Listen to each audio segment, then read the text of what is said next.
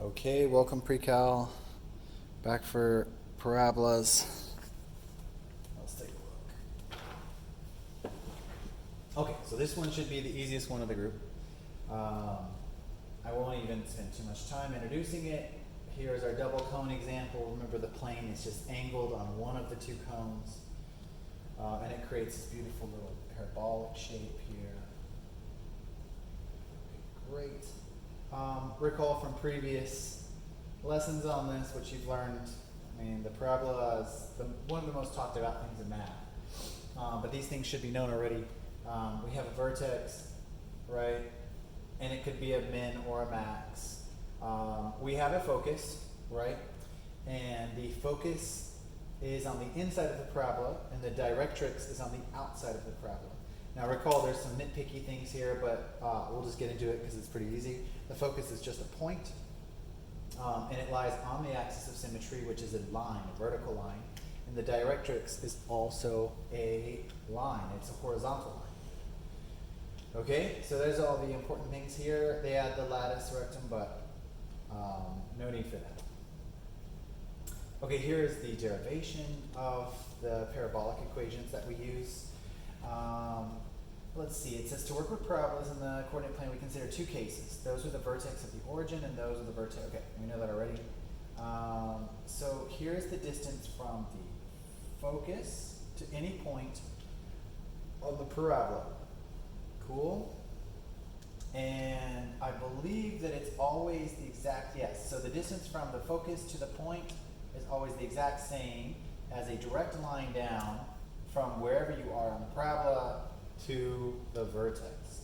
Now obviously the easiest case you can see for this is if you come to the vertex itself, that the distance to the focus is the exact equal distance to the directrix. That's something you're going to need to use here in just a minute, and they'll play around with that with the algebra. So I can't mark on the screen, but the gist is that the distance between the vertex and, just zoom in maybe, that'd be wise. There we go. So the distance, if you brought this point, if you swing this point back here to the vertex, the distance from the vertex to the focus is the exact same as from the vertex to the directrix. That is it. That's all the magic there is here. That's all we really need to know. So cool. Let's move on. They of course did the derivation. Now this would be one that we could actually put our hands into to figure this out, but again I'll skip it for brevity. Yeah, the different ways we can have parabolas. Okay, so here they all are. We have the right and left parabolas. We have the up and down parabolas. This is very intuitive. You'll be able to figure this out really fast. Obviously, the parabola opens up away from the directrix. That's why they give you this referenced green directrix. So if you know where the directrix is, you know that it's going to open up away from it. And more easily, it's going to open up away from the directrix with the focus on the inside of the parabola. So you'll use those two pieces of knowledge to do that. Okay, so those are all the key features. Let's move on. Oh, interesting. You can see that there are some other ways that you could frame this up I've never seen before, but we won't get into them. Let's just go through kind of just the standard math on all this and play around with it. I'll show you all the things that I use. So it says first off, it says graph y equals y squared equals 24x. And they just say graph it. Identify and label the focus, directrix, endpoints of the lattice. Okay, we don't even need that. Let's just, brevity, let's skip that. Okay, so identify the focus and the directrix. Okay, so let's recall how we do this. What should we do first? There's lots of different little ways we can go about this. Let's see how we would do this normally. So notice we could put this in standard form, right? If you were just solving this the way you normally would, and you'd say y squared minus 24x equals 0. Excellent. And then you could factor, and you'd have y on the outside, y on the inside minus 24 equals 0. And you could clearly say that, interestingly, oh, this is y squared. Okay, hold on. Excuse me. That's not going to work at all, is it? Okay, so we cannot do that. What else could we do? Maybe we could take the square root of both sides. That did not work. So let's take the square root and we get some y is going to equal plus or minus the square root of 24x. Now, is that something we could graph out? It's a square root function. I mean, absolutely, right? We have the plus or minus there. So this would be a parabola opening up right and left, right? Excuse me, like this, I'm guessing. And the positive side would be going up here, right? And the negative side would be going there. Let's just double check some things and see how it goes. We can just kind of play this out. So what if we put in something like 0? What if we put in 0 for x? Let's see what we get. If we get 0, we get the square root of 0, which is just 0. So this is great for us. Let's back this guy up. So it looks like he's right here at the origin, which is really great. And then what if we put in something like, can we take the square root of 24? No. Let's change this to something we can't take the square root of. So let's go 48. No. 96. Oh, this is going to be tough to do. Let's see.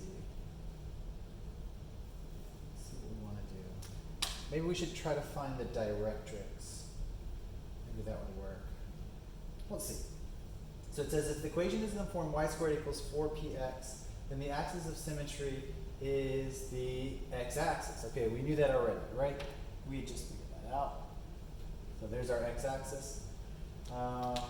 Set 4p equal to the coefficient of x. Okay, so they're kind of having us memorize a few things. Let's be careful about this. Let's see. I want to be extra careful because we need to be careful about where this directrix is. So it says if the equation is in the form x squared, okay, we don't need that. Okay, so it just says set 4p equal to the coefficient of x in the given. Let's work it out that way. So 4px. So that means whatever is in front, 4px. This is interesting. So set 4p equal to the coefficient of x in the given equation. If p is greater than 0, the parabola opens right. Well, we know that already. Okay, well, let's try their logic, see if that is helpful. Let's see. It says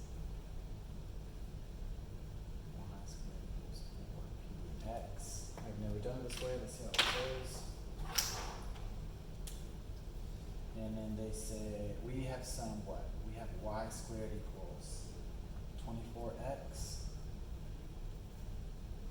Okay, so we need to figure out what our, this would be 4 times 6 times x. Cool. That's how they figured that out. And they say set 4p equal to the coefficient of x and blah, blah, blah. If p is greater than 0, which it is 6. It's going to open up to the right, that's what we guessed earlier. We need another point for that, but that's okay. That's what we guessed. It says use p to find the coordinates of the focus. Okay, good. So they're claiming that that is going to be the p value. Cool.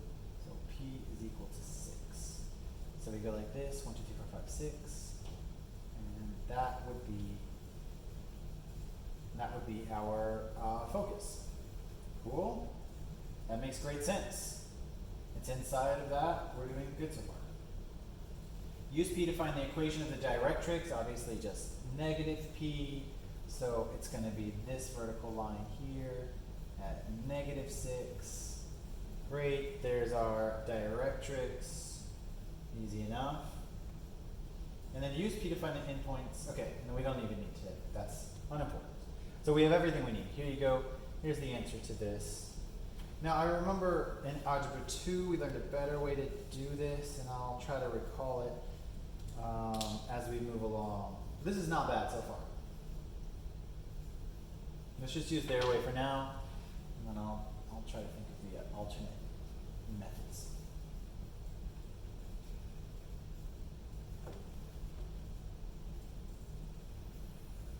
Okay. Okay, great. So they said they gave us 24. So for P, so P is 6. They open to the right. There's our directrix. There's our focus. Great. Example 2. Graphing a parabola with a vertex 0, 0 and the y-axis as the axis of symmetry. Okay.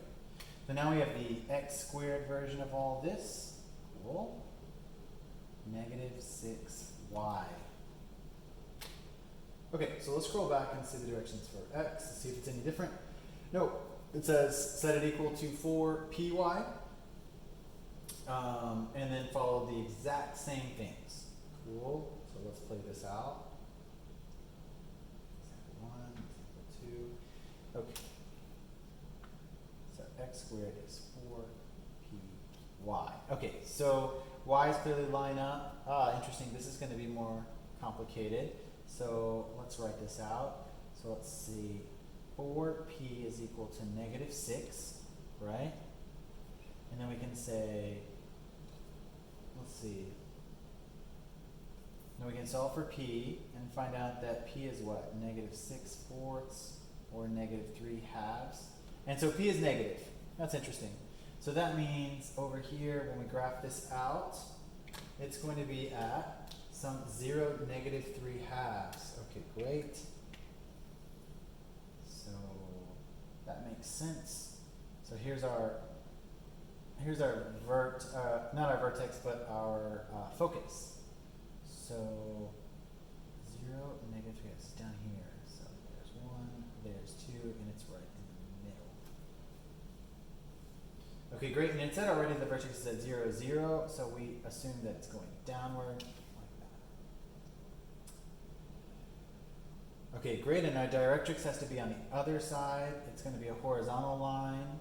Cool. So it's going to be at y equals positive 3/2.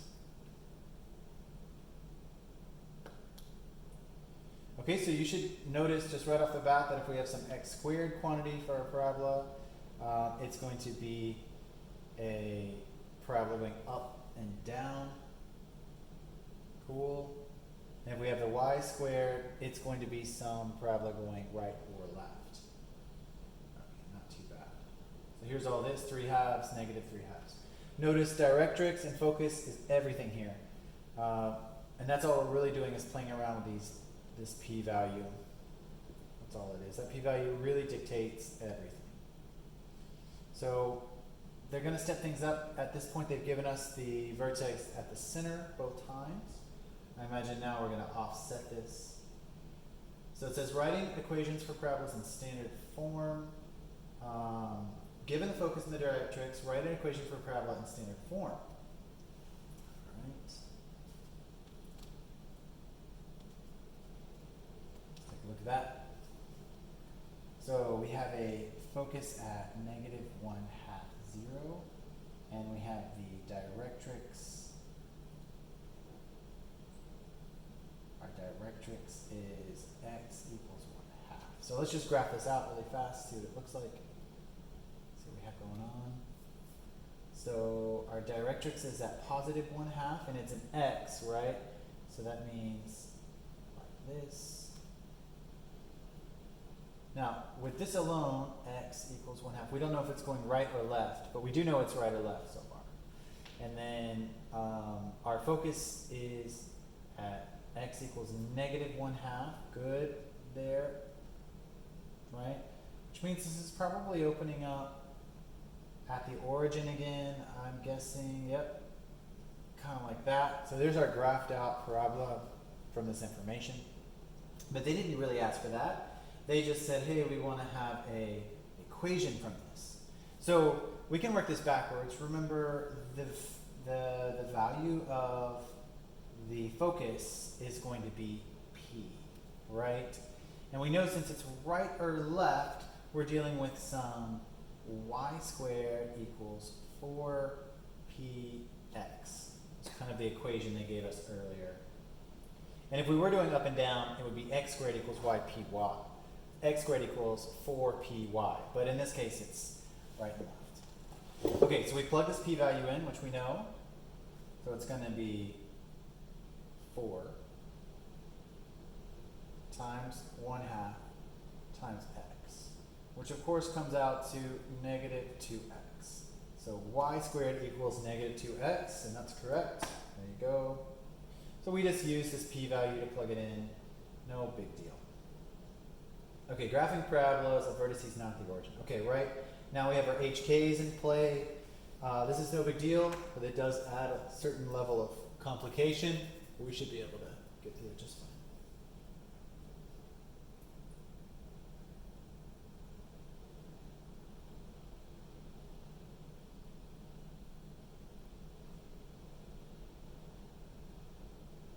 All right, let's just jump right in, and we can look back at the directions here now.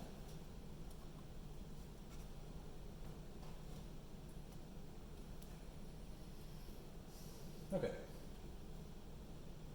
Graph this one. Okay, graph y minus 1 squared equals negative 16x plus 3. Okay. So identify, label the vertex, axis of symmetry, focus, directrix, and endpoints. Okay. So right off the bat, we can see that our HK, yeah, so the standard form of this is going to look like this. So I should write this out. Y minus k, of course, that's what we're familiar with, equals sum 4p times x minus h. So right off the bat, we're given almost all the information we need. We can see that our k value is clearly what? 1. And our h value is clearly, look, it's a negative h and this is a positive, so this has to be negative 3. So the center of this guy is going to be negative 3, 1. Cool, we've got our HK sorted. And what else do we need? We need to have our p-value. So we can easily say 4p equals negative 16. Cool. P is going to be what? Negative 16 divided by 4, or negative 4. So there's our p-value. And they just wanted us to graph this. Okay, so we've got everything we need. So we got the p-value, which is the focus, right? And then we know the directrix is just going to be on the opposite side of that. We've got our center. Let me erase this on top. Extracted all the information we need. Cool, let's graph this guy. Try to use 2 colors if I can. Okay, so our center is negative 3, 1. So 1, 2, 3, negative 3, positive 1. Right there. Cool. And that is the focus, or excuse me, that is the vertex as well. So let's see. Oh, excuse me, not the vertex. That is the center of the parabola. Let's go slowly through this. So let's check it out. No, that will be the vertex. That is correctly identified the vertex. Okay, good. That's what I thought. Okay, good. Now from there we identified the focus, which is 1n. So it's going to be negative 4n. So here's negative 4, and it's just going to be 1 step inward. Specifically, the focus, I can write this out down here. The focus is going to be at what? Negative 4, 1. It's just going to be on that exact same line as the vertex. So there's our vertex. This right here is our vertex. And then here is our focus. Cool, doing good so far. And then we just go 1 back in the opposite direction. This would be at negative 2. Right, that would be our directrix. Cool, there you go. That's all there is. I think we got everything. Let's go through the list and see it. So the vertex is at the HK position, good. It's at negative 3, 1. The axis of symmetry is going to be, yes, this line, y equals 1, right? That's how we know that the focus is on the same place. Good. Then we extract our p-value. We find out how far away the focus is from the vertex. And we write that down. It's going to be just 1 away. Oh, excuse me. It's negative 4. Oh, goodness. It's 4 away. I messed this up. Let me make this make more sense. It's 4 away. So that's like 4 units to the left. So let's go 1, 2, 3, 4. It's like way out there, which changes our directrix as well. So that means it's going to be 4 to the right here, so negative 2, negative 1, 0, 1. There we go. Way better. So our directrix is at x equals 1. And then our focus is not at negative 4, 1. Indeed it is 3 plus 4, 7. It is at negative 7, 1. Whew. Sorry about that. So, yes, good, confirmed. So there is our focus at negative 7, 1, our vertex at negative 3, 1, and our directrix at x equals 1. Okay, these can be confusing. So just to recap that, whatever you determine as the center here, this HK value, the p-value is just the distance from that vertex, right? So just use this as a measurement. Obviously it's going 4 to the left, that's what that p-value means. And then you can identify where that focus is, and then obviously 4 to the right of the vertex would give you its directrix. All right.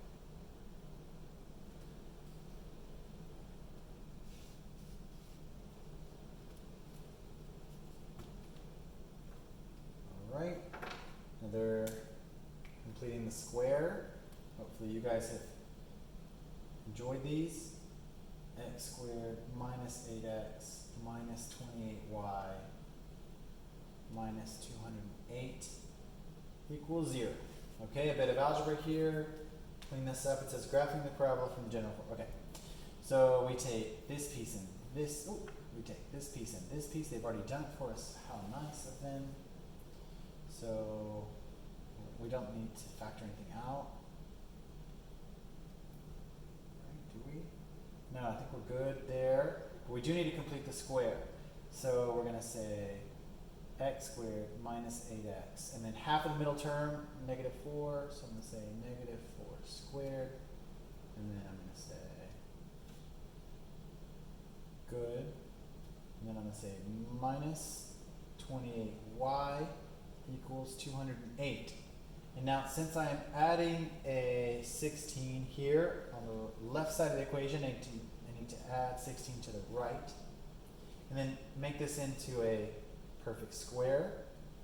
So this turns into x minus 4 squared minus 28y equals 208 plus 16.